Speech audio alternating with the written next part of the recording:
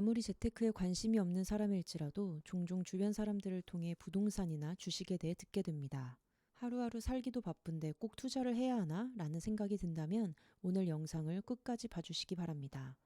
바쁜 직장인이라 할지라도 반드시 투자를 해야 하는 이유가 있습니다. 첫 번째, 인플레이션은 당신의 자산을 갉아먹고 있습니다. 자본주의 사회에 살면서 인플레이션으로부터 자유로울 수 있는 사람은 없습니다. 기본적으로 통화량은 꾸준히 증가해왔고 앞으로도 증가할 것입니다. 통화량, 즉 돈의 양이 늘어날수록 돈의 가치는 떨어지게 됩니다. 그래서 같은 상품을 사기 위해 이전보다 더 많은 돈을 지불해야 합니다. 예전에는 햄버거 하나를 2,000원에 살 수 있었다면 이제는 같은 햄버거를 사기 위해 4,000원을 내야 하는 것입니다. 매일같이 출근해서 번 돈을 은행에 잘 넣어두기만 한다면 시간은 흐를수록 그 돈의 가치는 떨어져 자신도 모르게 조금씩 돈을 잃게 됩니다. 생필품 가격이 조금씩 오르는 건 불만족스럽지만 삶의 방식을 바꿀 정도로 큰 일은 아닐지도 모릅니다. 그러나 가격이 오르는 대상이 부동산이라면 이야기가 달라집니다. 예전에는 1억으로 살 수 있었던 아파트가 3억으로 오른다면 어떻습니까? 결국 부동산 투자가 답이라는 말이 아닙니다. 대부분의 한국 사람들의 자산의 큰 부분은 부동산인데 그 부동산 역시 인플레이션에서 자유롭지 않다는 뜻입니다. 인플레이션을 잘 알고 대비하는 사람들은 자산을 지키거나 불릴 수 있지만 회사 생활에 치여 인플레이션을 제대로 준비하지 않는다면 자신도 모르는 새에 자산이 줄어들게 됩니다. 두 번째, 월급의 가치는 시간이 지날수록 점점 떨어집니다. 요즘 많은 사람들이 물가는 다 오르는데 자신의 월급만 안 오른다는 말을 자주 합니다. 안타깝게도 부정하기 어려운 사실입니다.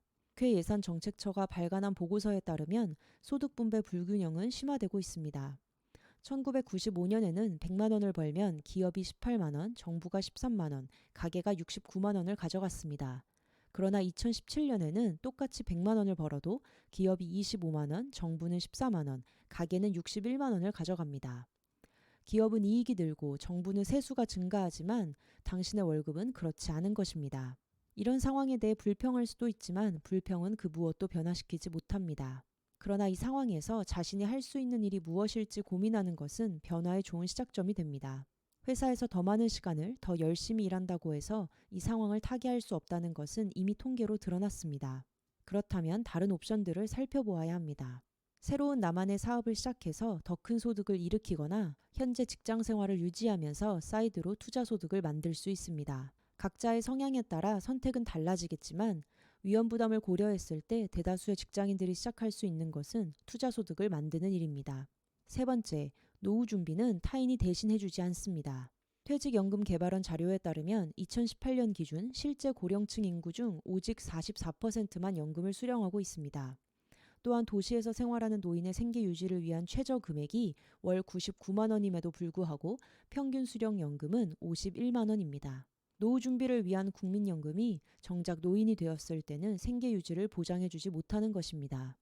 그 결과 우리나라는 OECD 회원국 중 65세 이상 경제활동 참가율이 29%로 가장 높지만 아이러니하게도 노인 빈곤율 역시 48%로 가장 높습니다. 다시 말해 국가에서 제공하는 노후생활 지원은 턱없이 부족해서 노년의 노동을 피할 수 없다는 뜻입니다. 누구보다 성실히 청년기와 장년기를 살아도 노후 준비를 착실히 하지 않는다면 이런 상황에 내몰릴 수 있습니다. 또 최근 정부 발표에 따르면 국민연금은 점점 빠르게 고갈되고 있습니다. 2056년에는 국민연금이 고갈될 것이므로 이를 막기 위해 더 많이 내고 더 늦게 그리고 덜 돌려받는 형식으로 국민연금이 개선될 예정입니다. 매년 심화되는 고령화와 낮은 출산율로 인해 국민연금 고갈은 더 빨라질 수 있습니다. 그리고 그 일은 다른 사람이 아닌 나와 내 가족의 불안정한 미래라는 결과를 초래할 것입니다.